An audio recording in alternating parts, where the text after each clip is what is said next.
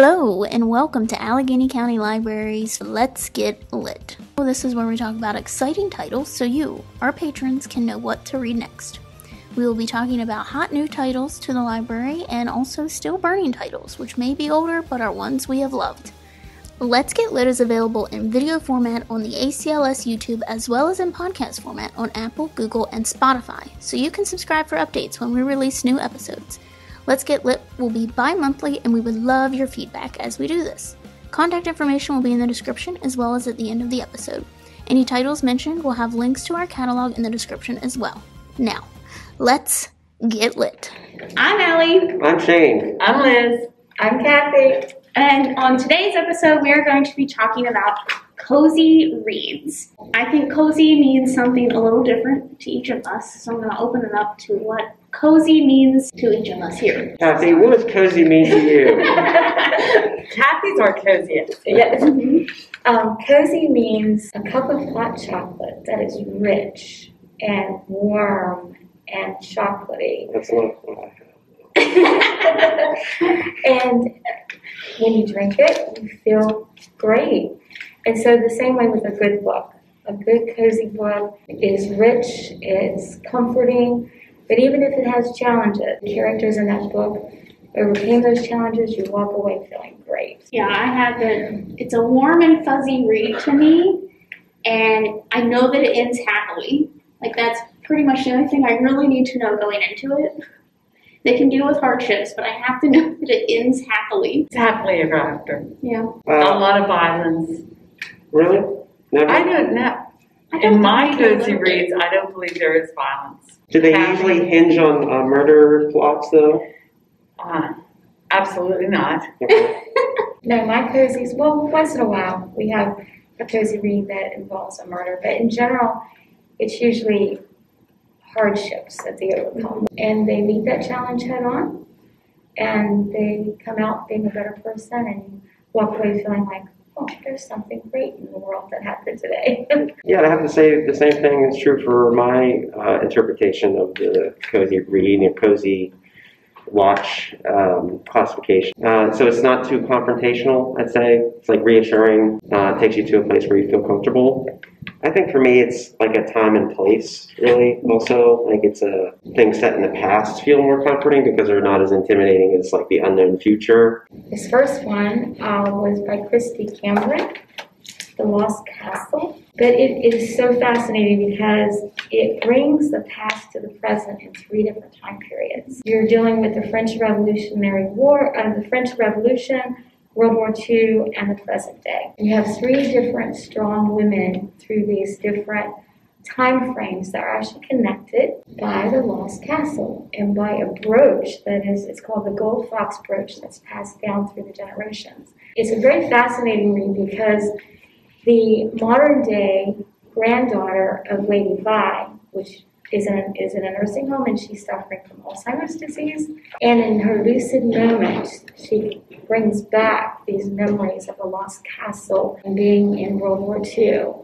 And so her granddaughter is asked by the grandmother to go to France and find the lost castle and find the individual that's in an old photograph and find out the history. And it's just really fascinating the way Christy Cameron just brings those 3 time frames back and forth, weaving it through the story. And the interesting thing is there is a puzzle, a mystery that you are trying to figure out, and you don't know it until the very end. But it is a fascinating read, and the cozy readers loved it. I like when stories take 3 different perspectives, and you don't always quite know what the linking factor might be, but whenever it all comes together, it's so satisfying. I have to say, for me, I think that if we're going to do like a DVD or movie equivalent of what a cozy would be, I would say that in my experience, the Paddington movies are closest. They're light, funny, and they have a lot of cartoonish action that isn't like someone's going to get killed. It's kind of Looney Tunes style action scenes. So they're really charming and they're appropriate for all ages. They leave you with is a sense of if you're kind and considerate to people, that you'll make a positive impact on the world, and that's really like the central message. Absolutely a delight and will cheer you up no matter what kind of mood you're in. Richard Paul Evans, but he has Christmas stories out every single year. And I wait every year, I put a hold on this book. The Noel series, they're the most recent. I also read Catherine Center. How to Walk Away was the one that I read, but I think all of her books are the same. And that book ended, it was a happy ever after. An accident and a fiance and a physical therapist. Recipe for disaster. Yeah, wow. Everybody likes a physical therapist. So there you go. Do they? So it was really good. Let's get lit. What? Let's get lit. Yeah, well, and I believe, if I'm not mistaken, he's Irish. So there you go. Oh, double whammy. Yeah. Have you ever read The Love Story of Missy Carmichael? It's a newer book. It was an excellent book. And it's by Beth Murray. Didn't have a good relationship with her daughter. Her son lived pretty far away. And you think you know about her husband, but you don't find out until later. It was just such a feel-good story. I was like, oh, this is... Aren't those the best when you can like close them when you're done and like give them a hug and just be like, thanks. Yeah. Yeah, it's kind of like that hot chocolate, you know, when you finish it, it's like, oh, Yeah. life is good. Yeah. You know? Just for this moment. Yes. Yeah. Sometimes you have to go through a lot to get to that. Yeah. Put in a plug for the Earthsea Cycle by Ursula K. Le Guin. I really love these stories. I think they're feel good, even though there's a lot of heavy themes in them. I mean, they're, coming of age. This is about a boy who kind of doesn't have a family, and he decides to try his hand at magic one day, and he doesn't have any experience. Things go horribly wrong, and he has to be saved by someone on his island who introduces him to the world of magic, and then he eventually finds his way to a magical school. As a young boy, he's with people that share his magical aspirations, and there's a lot of rivalry, and he has to overcome sort of his ego and his hubris to grow as a person, and in doing so he unleashes inadvertently a horrible dark force upon the world. So it's about him confronting sort of his internal demons as well as external literal demons. I think that the way that the magic is pleasantly, for me, abstract, it's not over-explained. It's really about metaphors for his state of mind and his growing pains. So that really appeals to me. And I return to the first book a lot because I think it's the one I most identify with. I would say read it if you like the Percy Jackson stuff. The Under the Tulip Tree by Michelle Shockley was actually recommended to us for the Cozy Readers Book Club. And it also was an amazing read. It dealt with a young girl. Her name is Rena, and her family, they were well-to-do. And of course, the stock market crash in 1929 really devastated her family to the point where, she had all these dreams, but they didn't come to fruition because of no longer being materially at that level where she was even able to. So she took a job. It was really interesting. She was a writer. She took a job with the Federal Writers Project program to interview former slaves. And she interviewed a woman who was 101 years old. Her name was Frankie. I think the interesting thing about this story is as Rena developed this close relationship with Frankie, they became very good friends. Here she is. Rena is, 26, 27 by this time. Frankie is 101. And when she shares stories about her time as a slave and the things that she went through, Rena was able to see that, even though life can be hard, her life was nothing compared to what Frankie went through. And Frankie, the story actually describes some really devastating things that happened to Frankie. But as a result, Frankie was able, the human spirit is amazing because even though she went through some of these very tragic things, she was able to rise above them and become a better person as a result. And Rena learned that from Frankie. And at the end of the story, which is really kind of a clincher here, she comes to find out that, Rena's family owned slaves, and she's connected with Frankie. Excellent. I thought Michelle Shockley did a great job in how she developed this theme. Well, one that I recently read was The Midnight Library. And even though this deals with some darker topics, it's about a woman who commits suicide because she doesn't think her life is worth living anymore. And she gets to the Midnight Library, and basically the librarian is like, you can choose a book that is a different way of how your life could have went by the choices that you would have made. And you can decide if you want to keep living this life or try a different one. It talks about some of the different choices that she obviously could have had in life that had some darker consequences, but it doesn't quite dwell on that. It mentions those, like, these are aspects of life and these things happen, but it doesn't sit on them that long, and then it moves on kind of to like her next journey. Thought-provoking enough, but it was also like warm enough that I wasn't like depressed reading about a woman who doesn't want to live her life. I was pleasantly surprised with it. It was a good read. I read that. It was a very good read. Mm-hmm. Any story that suggests that there's some kind of afterlife after death is inherently feel-good. So tell us about your readers group. Cozy Readers, they are a fantastic group of ladies. I admire them because they took on this virtual book club. They're having a ball. I mean, they were a little nervous at first, but I'm just totally impressed with how they have just grabbed a hold of this and kept going with it. We always have a good time. Have you had more people join? We had, it's slow, but it is increasing. And a couple of the members can't do it every Saturday. We do it on the second Saturday of every month. And so sometimes they don't always, they plans and people's lives, Right. Not every single member can come every time we have the meeting. Right. But they always get the book, and they always give feedback, even if they weren't at the meeting.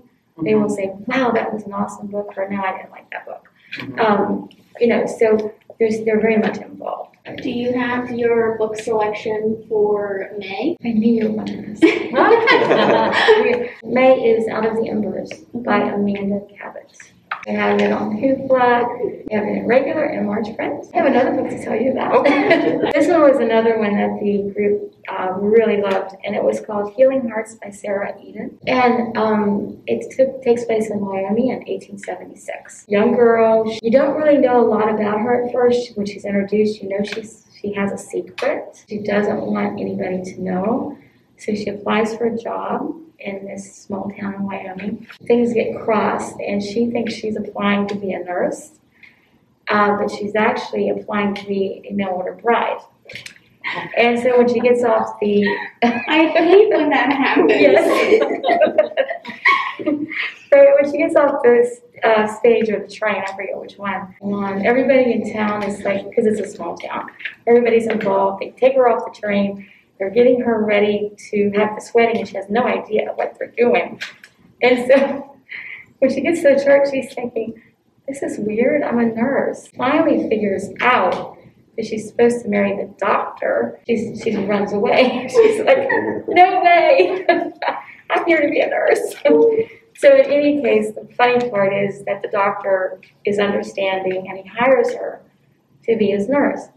But in the meantime, she has this secret, and I can't tell you the secret because it will ruin the book. Yeah, spoilers, no spoilers. Anyway, in the end of the story, it discusses her illness, which is really interesting, and why people have this preconception about this illness that she has. And it is available in print, large, and regular, and it is also on Hoopla. I tend to think of romance when I think of cozy. And I mean, YA romance is like some of my favorite because it's dramatic in like the high school manner of things and your first love and all the aches and pains that go with it. But looking back now, it's like, oh, the simpler times in life. But I could have a whole list of YA romances that I love.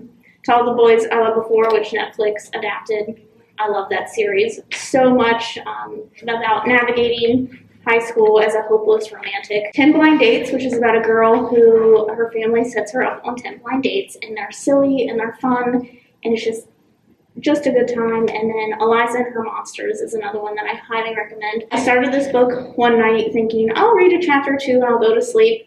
And then I was up till 4 a.m. and I finished the whole book right there. But it's about a girl who she runs this comic series online, and it's very popular, but she does it anonymously because of how popular it is. She meets a new boy at school, and he turns out to be like her #1 fan. And she doesn't want him to find out, but they end up striking a friendship, and then she's stuck between keeping herself as anonymous and revealing herself. You see the comic in between her chapters as well. So cute. Plus, I love comic books, so to mix those two things in, I was like, this is it. This is the best story ever. No murder titles, Shane? I'm gonna zag when you guys think I'm gonna zig. So I'm not gonna bring up murder this segment. More revenge. I was expecting all the revenge stories. I'll save that for later. I'm gonna talk about another movie, or director of movies, Wes Anderson movies. Laura Deneen isn't here, but she would back me up on this, that The Royal Tenenbaums. I think it kind of fits squarely into that mold of cozy. Take place in sort of familiar past, but also there's something unreal about them. But they're mostly set in like 60s through 70s aesthetics. It's called Grand Budapest Hotel. Like we were talking about earlier, 3 different time periods, and each of them impacted by the central story of this hotel and the fallout of its closure, and kind of the way that the hotel exemplified values and sentiments that are gone from the world prior to the rise of fascism in Europe. Writing was heavily influenced by Stefan Zweig, largely glorified the past and the nostalgia. Still hope that some of the values can endure and survive some of the hard times. And I think that's what sort of makes it a cozy experience. It's called The Vanishing at Loxby Manor. And basically, this is a story about a young woman who returns to Loxby Manor after she's been gone for several years. Her best friend lives at Loxby Manor. But the night that Charity, her name is Charity, arrives, Celine disappears. So you have the dark halls and the way that the author describes things. I mean, you're picturing Jane Eyre all over again. Sounds and the noises that the house is creaking and making, and you're imagining that people are following you.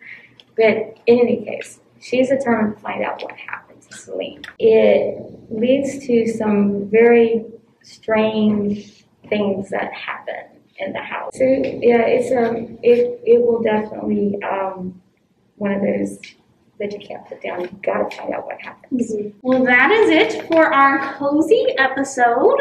We hope that you have enjoyed this, and we will see you in the next one. Bye!